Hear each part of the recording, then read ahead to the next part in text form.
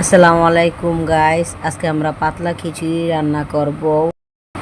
প্রথমত আমরা চর্বিতে রাখা মাংসগুলোকে টুকরো টুকরো করে নেব। এখন মুগ ডালগুলোকে ভেজে নেব।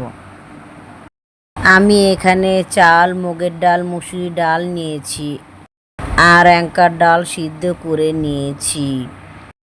মিষ্টি কুমড়া, আলু কেটে নিয়েছি, পেঁয়াজ, কাঁচামরিচ কেটে নিয়েছি, শুকনো মরিচের বাটা নিয়েছি, আদার বাটা নিয়েছি, গরম মশলা নিয়েছি।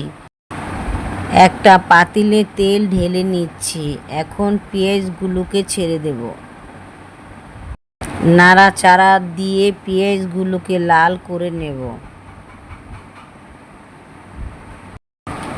গরম মশলা ছেড়ে দিচ্ছি, সাথে তেজপাতাও দিচ্ছি। এখন আদা রসুন বাটা দিচ্ছি, স্বাদ মতো লবণ, হলুদের গুঁড়া। এখন একটু পানি দিয়ে নেড়ে চেড়ে দিচ্ছি।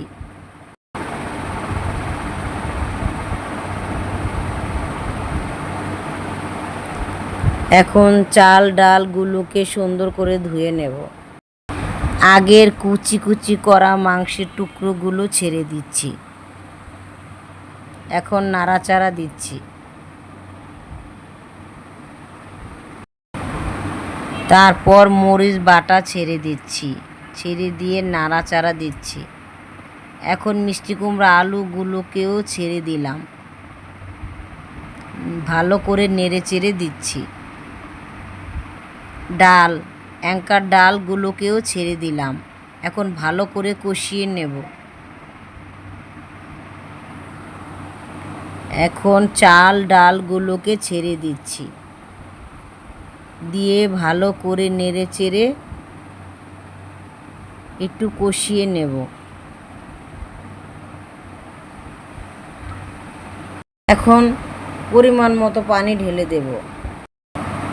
কাঁচামরিচগুলোকে ছেড়ে দিয়ে নেড়ে চেড়ে দিচ্ছি। এখন পরিমাণ মতো লবণ দিয়ে দিচ্ছি। কিছুক্ষণের জন্য ঢেকে রেখেছিলাম বলক আনা পর্যন্ত। এখন বলক এসে গেছে, আমরা নেড়ে চেড়ে দেব খিচুড়িটাকে। আবার ঢেকে দিচ্ছি। এখন ঢাকনা উঠিয়ে ভালো করে নেড়ে চেড়ে দিচ্ছি। গাইস দেখুন পাতলা খিচুড়িটা কত সুন্দর হয়েছে এবং অনেক সুস্বাদু হয়েছে। এরকম খিচুড়ি আমার আম্মু মহরমের সিন্নিতে রান্না করত।